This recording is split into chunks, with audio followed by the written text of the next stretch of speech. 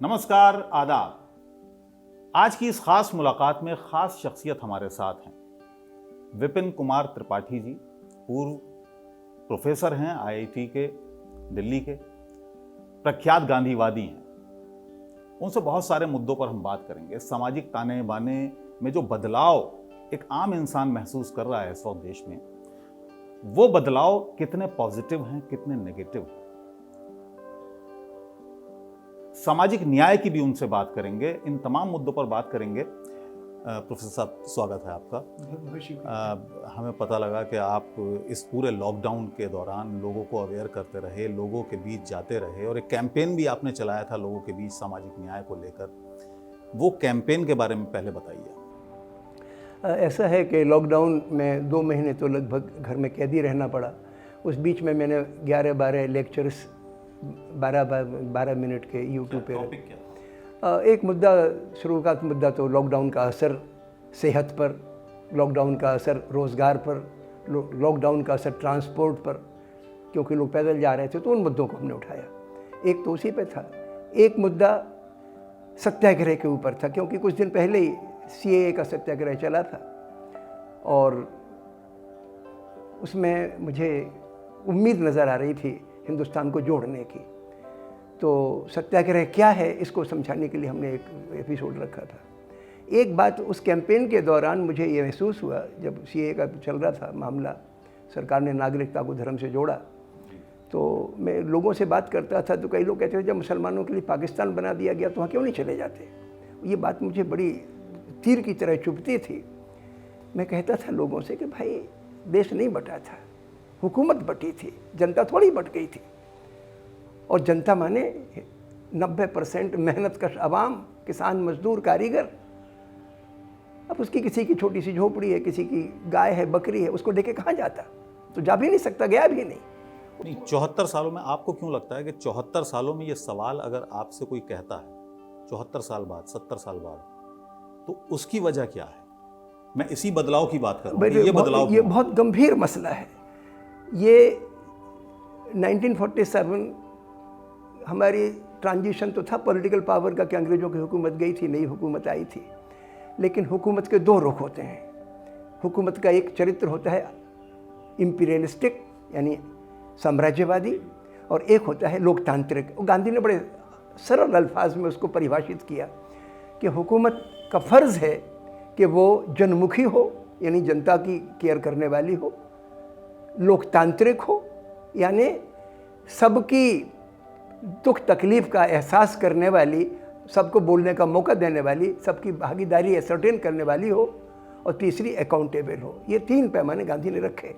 उन्होंने कहा कि अंग्रेज़ भले ही हुकूमत में रहें, हमें अंग्रेज़ों से बैर नहीं है, लेकिन हमारी हुकूमत का चरित्र बदले, साम्राज्यवादी ना हो कि यहाँ की हिंदुस्तान की कमाई इंग्लैंड जा रही है, यहाँ के बोलने पे पाबंदी लगी हुई है, यहाँ के ज़मींदारों को और अफसरों के ज़रिए लोगों के बुनियादी हुकूक ख़त्म किए जा रहे हैं। उसको साम्राज्यवादी हुकूमत कहते हैं कि दबा के रखो, कुचल के रखो।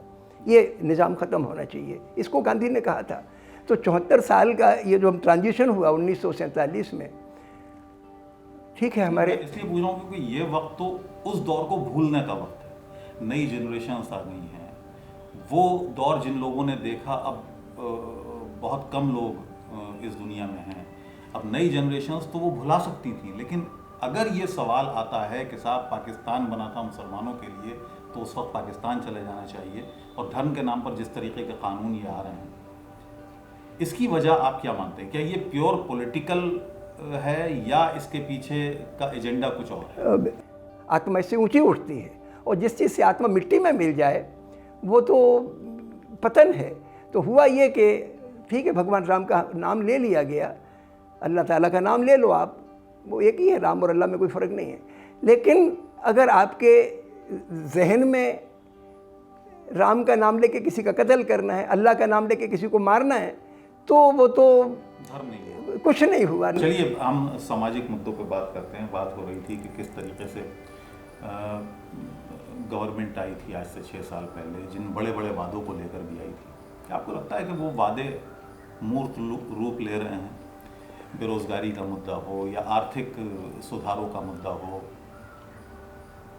मेरा ख्याल है कि सरकार वादा तो कुछ भी किया हो, लेकिन जिस बात से आई थी उस वक़्त कांग्रेस की सरकार के ऊपर भ्रष्टाचार के कुछ आरोप लग गए थे।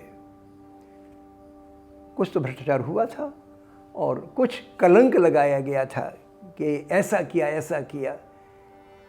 तो सरकार फिर बदल गई। अब मैं उनके एजेंडा में नहीं जाना चाहता कि उन्होंने अपने मैनिफेस्टो में क्या लिखा था, वो महत्वपूर्ण बात नहीं है। लेकिन हुआ ये है कि जैसे ही सरकार आई, मोदी जी की भाषा में कर्कशता कम हुई है, मतलब कठोरता कम है। जो पहले हुआ करती थी उसकी तुलना में वो संयत हैं, तो इसलिए मुझे उनसे व्यक्तिगत शिकायत नहीं है। लेकिन जैसे ही सरकार बनी, जितनी शिक्षण संस्थाएं थीं देश की, उन पे एक गाज सी गिर गई। पहली तो ये कि जो सरकारी संस्थाएं थीं उनके डायरेक्टर वाइस चांसलर बदले जाने लगे। नई भर्तियों में तो इन शिक्षण संस्थाओं में ऑलरेडी एक ऐसा कैडर है जो इस विचारधारा का है, जो रूलिंग पार्टी की आज विचारधारा उस विचारधारा का है। तो चाहे वो इग्नू हो, चाहे वो IIT हो, JNU हो, जामिया हो, जितनी भी बड़ी बड़ी यूनिवर्सिटीज़ हैं, एक तो उनके जो शीर्ष पर जो बैठते हैं वाइस चांसलर या डायरेक्टर्स, उनको बदला गया।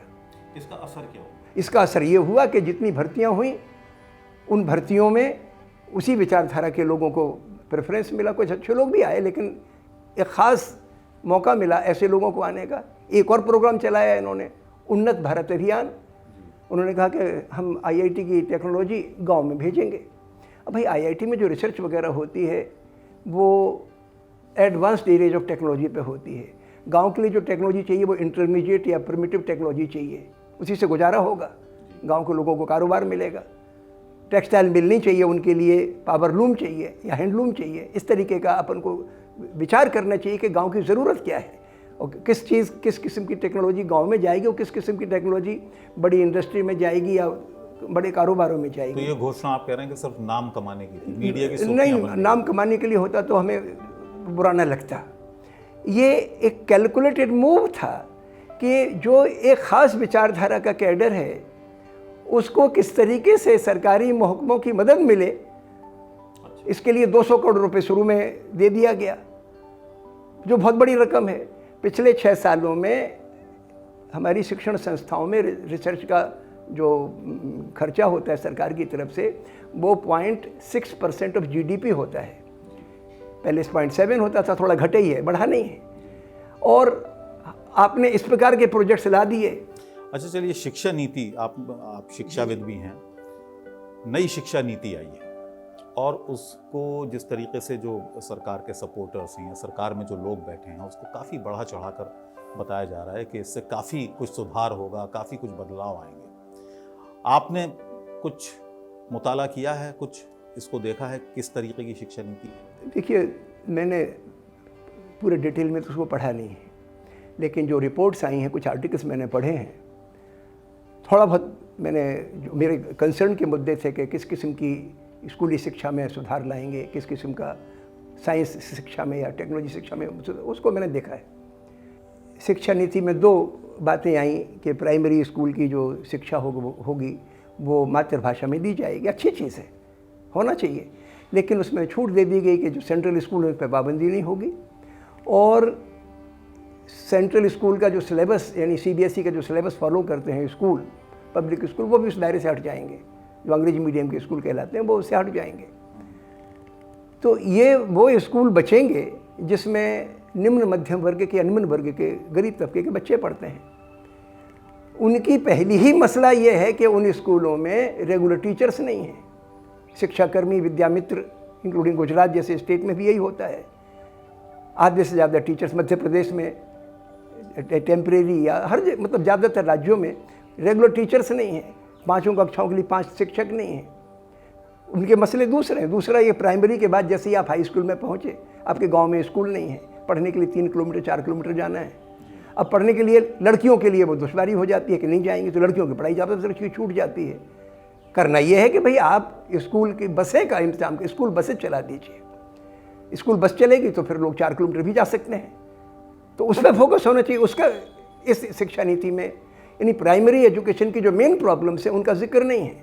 एक और आपको मैं मिसाल देता हूँ। हमारे देश में लगभग 72% बच्चे पढ़ते हैं सरकारी स्कूलों में, करीब 9% बच्चे पढ़ते हैं ग्रांट इन एड स्कूल, यानी वो स्कूल जिनको सरकार की मदद मिलती है उनमें, और बाकी पढ़ते हैं प्राइवेट स्कूलों यानी पब्लिक स्कूल जिनको अपन कहते हैं उनमें।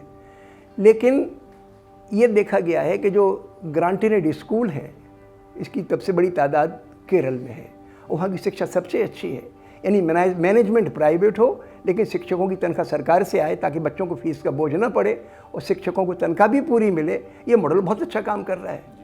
तो मेरा मशवरा ये रहा है कि भाई जितने भी हमारे स्कूल में कम फीस वाले प्राइवेट स्कूल हैं, जो फीस 1000 रुपये महीने से कम पर स्टूडेंट लेते हैं और हर 30 बच्चों पे एक शिक्षक होता है, फिर प्रिंसिपल और सपोर्टिंग स्टाफ भी होता है, तो उन स्कूलों में अगर उनकी पढ़ाई और रिजल्ट पिछले 10 साल में अच्छा रहा है तो उनको ग्रांट इन एड का स्टेटस दिया जाए। कई स्कूल 400 रुपये फीस लेते हैं, कई 250 लेते हैं, इस तरीके की फ़ीस लेते हैं और अच्छी पढ़ाई करा रहे हैं, तो शिक्षकों का पेट काट के करा रहे हैं, शिक्षकों को अच्छी तनख्वाह नहीं दे पाते वो। चलिए, बहुत अच्छी आपने बात की है कि किस तरीके से, जैसे केरल की आपने मिसाल दी है, और हम उम्मीद करते हैं कि आपकी ये आवाज़ सरकार तक पहुँचे और सरकार इसको अमली जामा पहनाए या कोशिश करे। जहाँ से हमने बातचीत की शुरुआत की थी वो एक बड़ा गंभीर मुद्दा है और हम खुद इस चीज़ को महसूस कर रहे हैं, देख रहे हैं। जिस सामाजिक ताने बाने की बात मैंने की थी, कम्युनल हार्मनी की मैंने बात की थी शुरुआत में, कि जो हिंदू मुस्लिम जो एक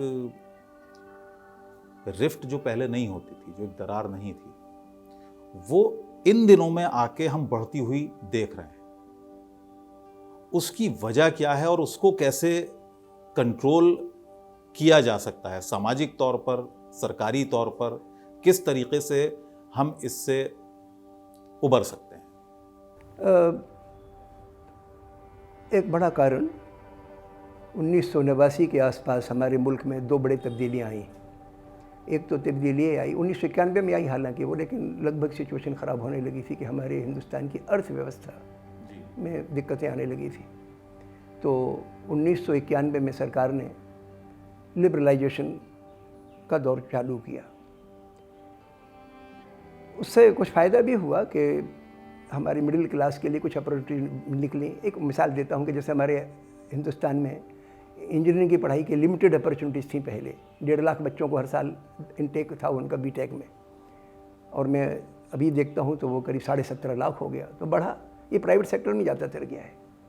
तो चलो अपॉर्चुनिटीज़ बढ़ गई, पढ़ने की भी बढ़ी, नौकरियों की भी, आउटसोर्सिंग का काम मिला तो लोगों की बढ़ गई, तो ये फ़ायदा हुआ। लेकिन इसका 2 नुकसान हुए। एक नुकसान ये हुआ, मैं फिर कबारिये से जोड़ता हूँ इस सवाल को, एक नुकसान ये हुआ कि हिंदुस्तान का जो असंगठित क्षेत्र का मजदूर है और किसान है, उसकी रेट ऑफ इनकम का जो ग्रोथ है वो बाकी मुल्क की एवरेज इनकम से काफ़ी पीछे रह गया, लगभग ना के बराबर रह गया। तो ये बिल्कुल यानी मेन स्ट्रीम से हाशिए पर आता चला गया। दूसरा ये हुआ कि जो हमारे यहाँ का मीडिया था उस पर व्यापारी तबके ने, कॉरपोरेट सेक्टर ने कब्जा कर लिया। तो जो हमारे पत्रकारों की, हमारे मीडिया की जो एक स्वतंत्र आवाज़ होती थी, उनकी अपनी रीढ़ थी, वो आवाज़ धीरे धीरे कम होती चली गई। और चूंकि उनका रुझान, बदकिस्मती से हमारे एलीट में से बड़े तबके का रुझान सेकुलर नहीं है, ये गंभीर बात है।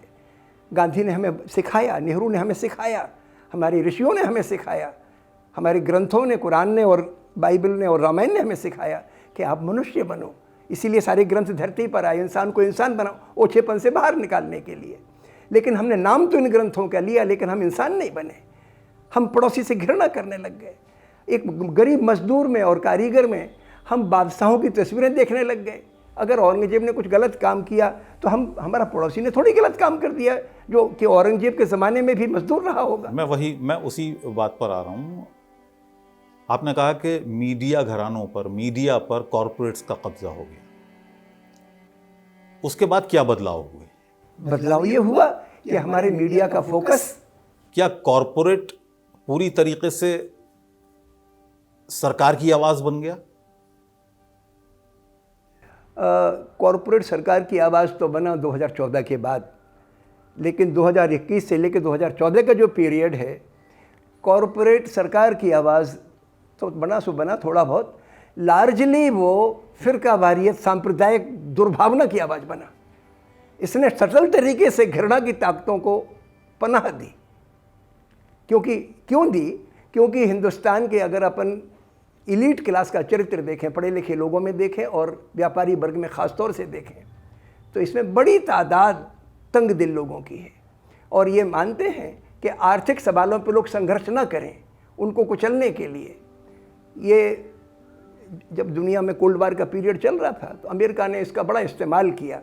जिन मुल्कों में भाई मजदूर आंदोलन खड़ा हो गया, कोई समाजवादी आंदोलन खड़ा हो गया, उसको कुचलने के लिए वहाँ के नस्लवादी या सांप्रदायिक या जातिवादी समूहों को पनपाया गया, एक दूसरे के खिलाफ खड़ा किया गया, और ताकि ये आर्थिक सवालों पर जो गैर बराबरी बढ़ रही है, शोषण बढ़ रहा है, उस पर पर्दा पड़ जाए। सांप्रदायिकता प्राइमरीली इसी का इंस्ट्रूमेंट है। पहले जब अंग्रेजी हुकूमत थी मुल्क में तो अंग्रेज़ों ने इसका इस्तेमाल, हिंदू मुस्लिम फसादों का इस्तेमाल अपनी हुकूमत जनता को में खांचा डालो और हुकूमत मजबूत करो, उसके लिए किया। आज़ादी के बाद सारी दुनिया में जब कोल्ड वार का पीरियड चल रहा था तो सांप्रदायिक ताकतें एकजुट हो गई, चाहे वो हिंदू संप्रदायवादी हो, मुस्लिम संप्रदायवादी हो, बौद्ध संप्रदायवादी हो, ईसाई संप्रदायवादी हो, सारे के सारे मुल्क दुनिया के नस्लवादी लगभग एक ही। जो इसका सॉल्यूशन क्या है? आपने मीडिया का जिक्र किया कि जिस तरीके से मीडिया ने जहर फैलाने का काम किया वो, और लार्जली किया, वो उसकी वजह क्या थी? उसकी वजह आर्थिक थी? क्या उनको बाजार से कुछ फ़ायदा हो रहा था? क्या उसकी वजह पॉलिटिकल थी? तीन थी। आपने बहुत अच्छा कहा। एक तो ये जो संपन्न वर्ग है वो चाहता था कि उसकी आर्थिक तरक्की, उसकी मुनाफा बेट रोक टोक चलती रहे, किसी किस्म से मजदूर या किसान अपनी आवाज़ ना उठा सके, तो इन मुद्दों को उठाया। एक तो उसका आर्थिक हो गया। एक ये भी था कि हमें ऐसी पॉलिटिकल एस्टेब्लिशमेंट लाना है जो हमारे आर्थिक हितों को प्राइमरी समझे।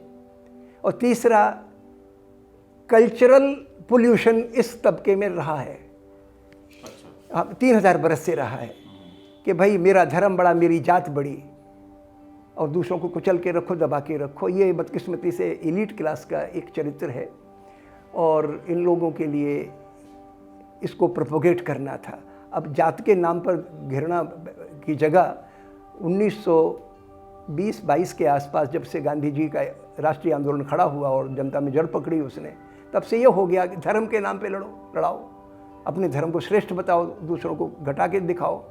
हमारे मुल्क का पार्टीशन भी उसी दौर में हो गया। तो 20 बरस तक तो हमारे नेताओं ने, चूँकि गांधी सोच के थे, सेकुलर सोच के थे, इसको पे काबू रखा। लेकिन 1969 के बाद वो सिलसिला बढ़ा और 1991 से जब मीडिया की ताकत इस एलीट क्लास के तबके में आ गई तो इसने इस एजेंडा को आगे बढ़ाया और अपनी ही विचारधारा के, सांप्रदायिक विचारधारा के संगठनों को पॉलिटिकल। अब इसका सॉल्यूशन क्या है?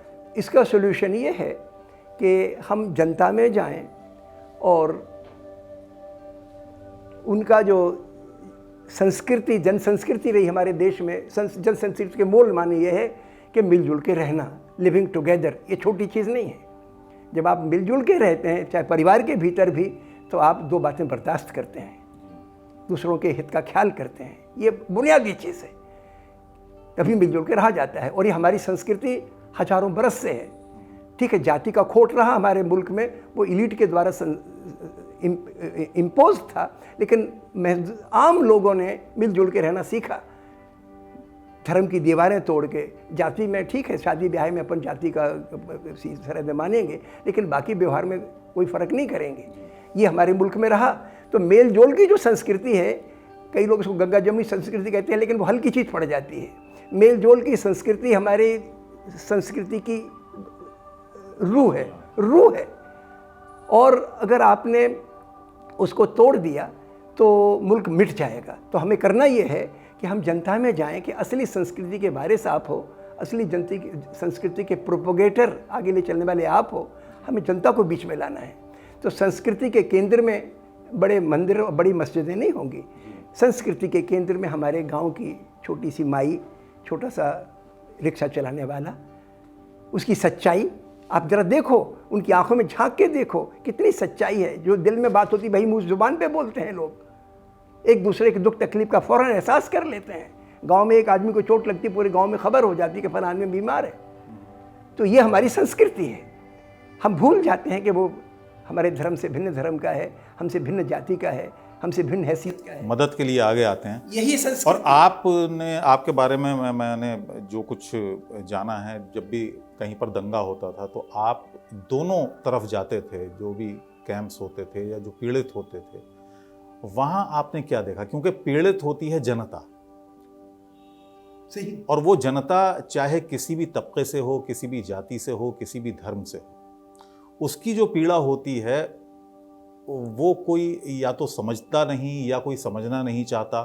आप वहाँ गए, आपने अभी जिक्र किया था थोड़ी देर पहले कि आप आसाम में जब दंगे हुए थे तो आप वहाँ गए थे। जी, जी। और आपने बोडो के जो लोग थे पीड़ित थे उनको भी देखा, जो मुस्लिम पीड़ित थे उनको जी, भी जी। देखा, और उनके दर्द एक से थे। क्या देखा आपने? ऐसा था कि 2012 में वहाँ पे कोकराझार, आसाम का एक कुछ इलाके को BTC कहते हैं, तो बोडोलैंड टेरिटोरियल काउंसिल बनी हुई है, 4 ज़िले हैं उसमें, कोकराझार उसकी राजधानी है। तो वहाँ पर दंगा हुआ, उसमें करीब 4 लाख लोग बेघर हुए, 100 लोग मारे गए। मरने वालों में और बेघर होने वालों में 80% मुसलमान थे, वो भी गरीब, 20% बोडोस थे, वो आदिवासी हिंदू हैं, वो भी गरीब। जब मैं बोडोस के रिलीफ कैंप में गया तो उन्होंने अपना दुख बताया, और सही बताया, लेकिन उनको मुसलमानों के दुख का एहसास कम था। फिर मैं मुसलमानों के रिलीफ कैंप में गया, वो भी गरीब, बल्कि और ज़्यादा गरीब, तो उन्होंने अपना दुख बताया, वो भी सही बताया, लेकिन उनको बोडोस के दुख का उतना एहसास नहीं था। और ये मुझे बात बहुत चुभ गई।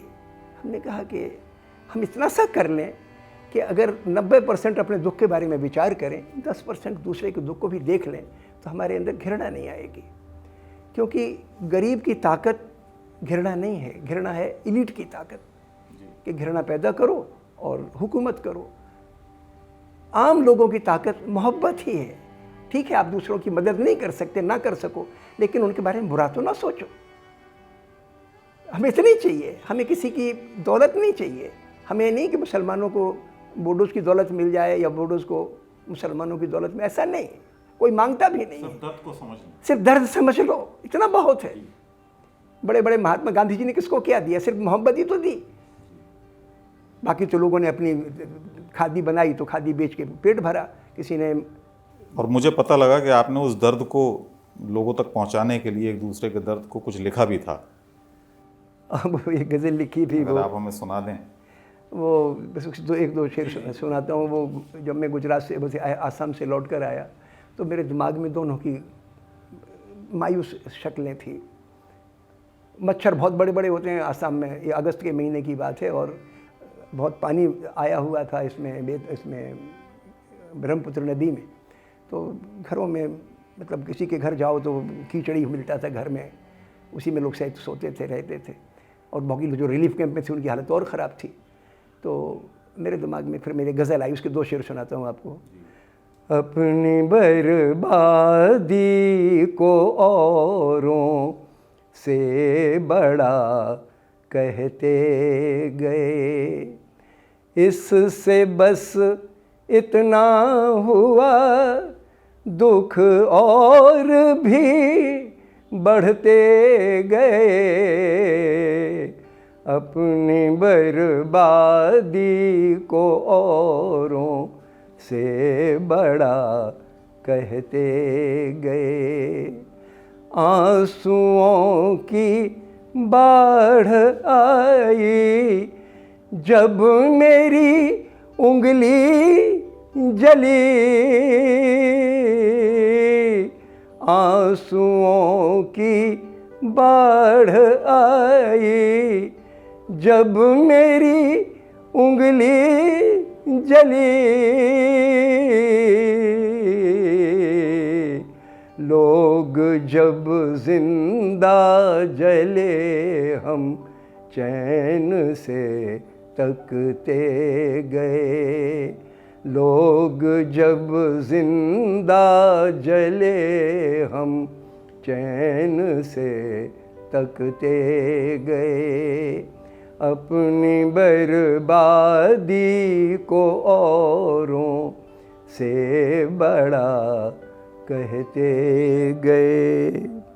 कोशिश जो शुरू हुई है फ्रीडम एक्सप्रेस, इस कोशिश को आप कैसा मानते हैं? मेरी दर्शकों से गुजारिश है कि ये चैनल किसी कंपनी, किसी पॉलिटिकल पार्टी या हुकूमत के द्वारा चलाया गया नहीं है। ये जनता के खर्चे पर और जनता के लिए चैनल बना है, इसलिए इसमें आपकी मदद की ज़रूरत है।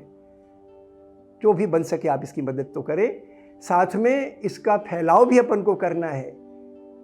ये काफ़ी मुश्किल होता है किसी इदारे को, किसी संस्था को खड़ा करना, और वो खासतौर से जनता के सहयोग पे चलने वाली संस्था जो ट्रांसपेरेंट हो। ये ट्रांसपेरेंट होगा, और चूँकि एक बुनियादी उसूल को लेके चल रहा है कि हमारे लिए मोहब्बत की और सच्चाई की